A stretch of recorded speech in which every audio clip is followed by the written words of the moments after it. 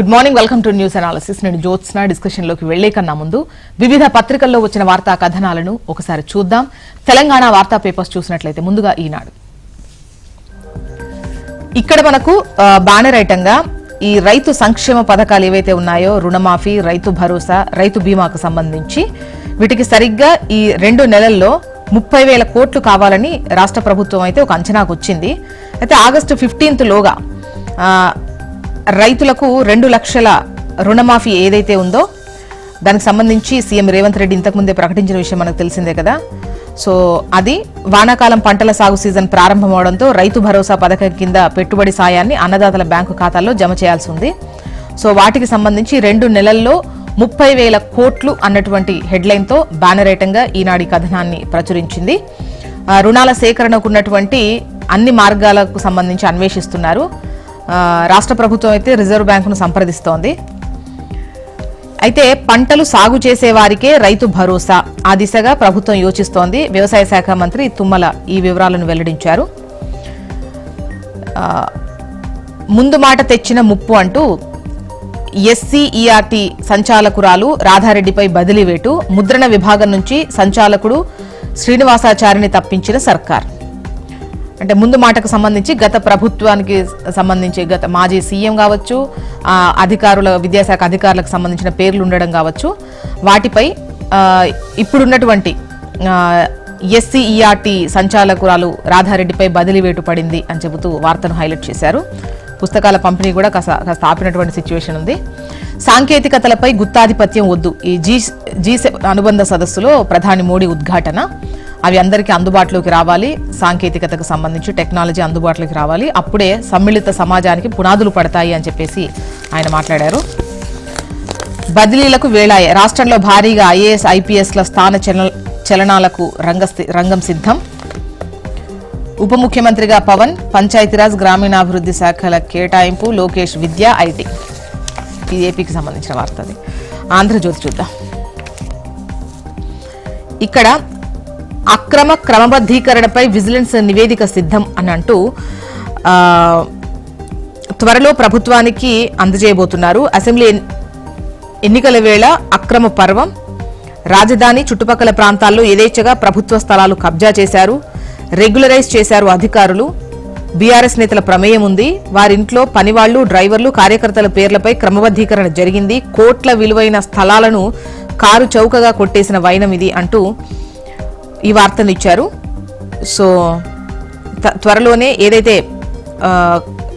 Vigilance అధికారులు దీనిపై విచారణ చేపడుతున్నారో ఈ వివరాలు వెల్లడవుతున్నాయి అంటూ ఆంధ్రజ్యోతి ఓ కథనాన్ని బ్యానర్ ఐటంగా తీసుకొని ప్రచురించింది. బీసీ లెక్కల కోసం ఓటర్ల జాబితా ఆధారంగా సర్వే, ఆ తర్వాత బీసీ రిజర్వేషన్ల ఖరారు, ఆ వెంటనే స్థానిక సంస్థల ఎన్నికలు, సర్వేపై త్వరలో తుది నిర్ణయం, కుల గణన ఆలస్యమయ్యే అవకాశం ఉన్నందునే ఇలా అని చెబుతూ బీసీ లెక్కల కోసం ఓటర్ల జాబితా ఆధారంగా సర్వే చేస్తున్నారట. పవన్ డిప్యూటీ సీఎం, నిన్న ఏపీకి సంబంధించి మంత్రులకు శాఖల కేటాయింపు జరిగింది కదా, ఆ వార్త ఇది. గొర్రెలతో గాబరా, ఈడీ రంగ ప్రవేశంతో సంబంధిత అధికారుల్లో టెన్షన్ నెలకొంది అంటూ వార్తనిచ్చారు. నీట్ మార్కులు, ర్యాంకులపై సర్కార్ రిగ్గింగ్ అంటూ 24 లక్షల మంది ఆకాంక్షల్ని తొక్కేసింది. పేపర్ లీక్ కాకపోతే బీహార్లో 13 అరెస్టులు ఎందుకు అని ఖర్గే ప్రశ్నించారు. అంటే పేపర్ లీక్ అవ్వకపోతే బీహార్లో 13 మందిని ఎందుకు అరెస్ట్ చేసినట్టు అని చెప్పేసి ఖర్గే ప్రశ్నించినటువంటి విషయాన్ని ఇక్కడ హైలైట్ చేస్తూ ఈ కథనాన్ని ఇచ్చారు. నెక్స్ట్ నమస్తే తెలంగాణ చూద్దాం. ఇక్కడ కొలువులివ్వండి కాల్మొక్త, ప్రజావాణిలో కాంగ్రెస్ నేత కాళ్లపై పడ్డ యువతి, గ్రూప్ 1 మెయిన్ 1:100 నిష్పత్తిలో పిలవాలని వినతి, గ్రూప్ 2, 3 పోస్టులు పెంచి నిరుద్యోగులను ఆదుకోండి, హామీ ఇవ్వని ప్రణాళికా సంఘం ఉపాధ్యక్షుడు చిన్నారెడ్డి, ఇది రాకపోతే మరో పరీక్ష రాసుకోండి ఉచిత సలహా ఇచ్చారు అంటూ ఈ వార్తను నమస్తే తెలంగాణ హైలైట్ చేసింది. 2,000 పోస్టులు బ్యాక్లాగ్, గురుకుల పోస్టులపై మళ్ళీ ఎంపికకే సర్కార్ మొగ్గు చూపుతోంది. ఇప్పటికే 4,000 అదనపు పోస్టులు మంజూరు, కొత్త నోటిఫికేషన్తో అన్ని నింపే యోచనలో సర్కారు. ఇక బ్యానర్ ఐటమ్ విషయానికి వద్దాం. రాష్ట్రంలో అదుపు తప్పిన శాంతి భద్రతలు, పట్టపగలే హత్యలు, అఘాయిత్యాలు అంటూ అశాంతిలోకి తెలంగాణ అన్నటువంటి వార్తనిచ్చారు. ఈ నారాయణపేట జిల్లాలో రైతు దారుణ హత్య, ప్రాణహాని ఉందన్నా పట్టించుకోని పోలీసులు, అందరూ చూస్తుండగా కొట్టి చంపిన ప్రత్యర్థులు. హైదరాబాద్లో నడి రోడ్డుపై యువకుడి హత్య, పట్టపగలే ఇంట్లో చొరబడి మహిళ గొంతుకోత, కాంగ్రెస్ నేతలు ఎస్ఐ లాకప్ డెత్ బెదిరింపులు, పాలమూరులో ఆత్మహత్య చేసుకున్న బీజేపీ నేత, 6 ఏళ్ల బాలికపై లైంగిక దాడి, హత్య, తల్లి పక్కన నిద్రిస్తుండగా ఎత్తుకెళ్లే అఘాయిత్యం, సుల్తానాబాద్లో దారుణం, పోక్సో కేసు పెట్టండి అన్న సీఎం. ఇక అశాంతిలోకి తెలంగాణ అంటూ ఈ వార్తలను ఇందులో పొందుపరుస్తూ ఇదే బ్యానర్ ఐటంగా ఇచ్చింది నమస్తే తెలంగాణ. నెక్స్ట్ వెలుగు చూద్దాం. పైన టాప్లో G7 దేశాల సమ్మిట్, దేశాధినేతలతో మోడీ భేటీ. ఇటలీలో జరుగుతున్న ఈ G7 సమావేశాల్లో భాగంగా ప్రధాని వివిధ దేశాధినేతలతో భేటీ అయ్యారు. నిన్న ఇటలీ చేరుకున్నటువంటి ఆయన ఆ దేశ ప్రధానికి జార్జియా మెలోని స్వాగతం పలికారు. తర్వాత ఫ్రాన్స్ అధ్యక్షుడు ఇమ్మాన్యుయల్తో మోదీ సమావేశమయ్యారు. రక్షణ, న్యూక్లియర్ అండ్ స్పేస్ వంటి రంగాల్లో వ్యూహాత్మక భాగస్వామ్యం బలోపేతంపై వారు చర్చించినట్లుగా తెలుస్తోంది. ఇక రుణమాఫీ కోసం ప్రభుత్వ భూములు కుదువ, పడావు పడ్డ భూములను బ్యాంకుల్లో తాకట్టు పెట్టి లోన్లు తీసుకోవాలని భావిస్తున్న సర్కార్. మళ్లీ డీఆర్సీ మీటింగ్స్, జిల్లా అభివృద్ధి సమీక్షా సమావేశాలు నిర్వహించాలని సర్కార్ నిర్ణయం. ఇప్పటికే ఉమ్మడి జిల్లాలకు ఇన్ఛార్జ్ మంత్రుల నియామకం, జిల్లా స్థాయిలో పరిష్కరించలేని సమస్యలు సీఎం దృష్టికి తెచ్చేందుకు అవకాశం. కేటీఆర్ కు హైకోర్టు నోటీసులు, ఎమ్మెల్యేగా ఆయన ఎన్నిక చెల్లదంటూ కేకే మహేందర్ రెడ్డి మరో వ్యక్తి పిటిషన్ వేశారు. కొడుకుకు ఆస్తులు ఎట్లొచ్చాయో కేటీఆర్ చెప్పలేదని అభ్యంతరం, విచారణ 4 వారాలకు వాయిదా. 3 నెలల వరద నీటి కోసం 1000 కోట్ల ఖర్చా, ప్రాణహిత ఎందుకు పక్కన పెట్టిండ్రు జస్టిస్ పీసీ ఘోష్.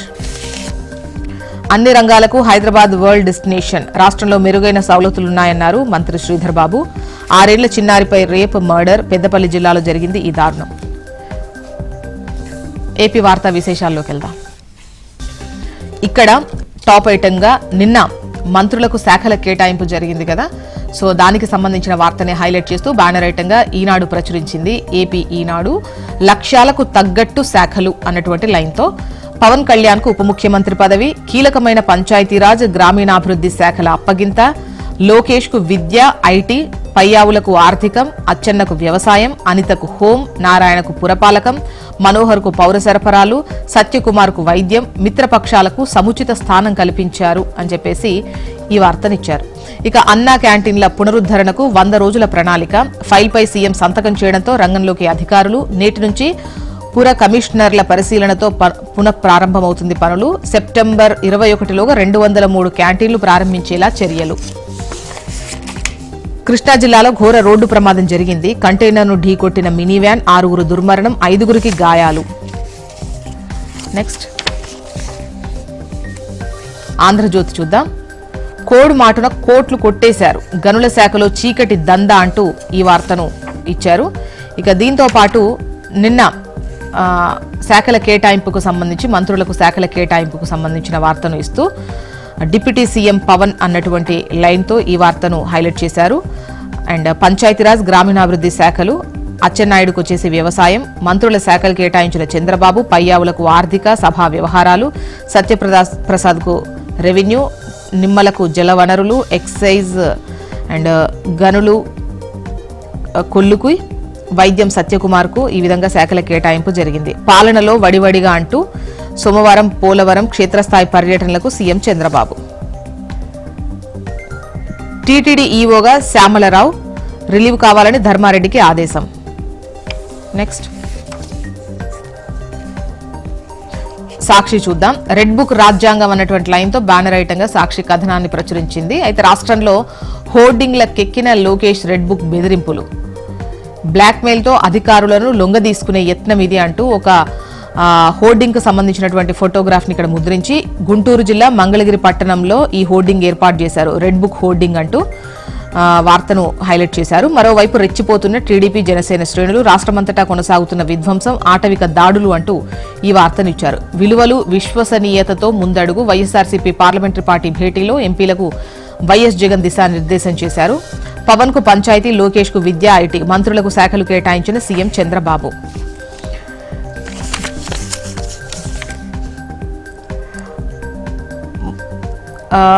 ఆ 20 లక్షల ఈవీఎంలు ఏమయ్యాయి అంటూ వేసిన ఓటు ఎక్కడికి పోతోందని ప్రజల్లో అనుమానం. ఈవీఎంలను గతంలో చంద్రబాబు వ్యతిరేకించినందున వాటి గోల్మాల్పై ఇప్పుడు ఆయన మాట్లాడాలి. ఏపీ ఫలితాలతోనే కేంద్ర ప్రభుత్వం కొలుదీరిన పరిస్థితి ఏర్పడింది. ఇదే మంచి అవకాశం. రాష్ట్ర ప్రయోజనాలపై బాబు పోరాడాలి. వైఎస్ఆర్సీపీ పనైపోయిందనుకోవద్దు. 11 స్థానాలే వచ్చినా ఆ పార్టీ ఓట్ల శాతం బాగుంది. అసెంబ్లీ వేదికగా పోరాటం కొనసాగించాలి. మాజీ ఎంపీ ఉండవల్లి అరుణ్ కుమార్. మొత్తానికి ఇవి ఇవాళ వివిధ పత్రికల్లో వచ్చినటువంటి వార్తా కథనం.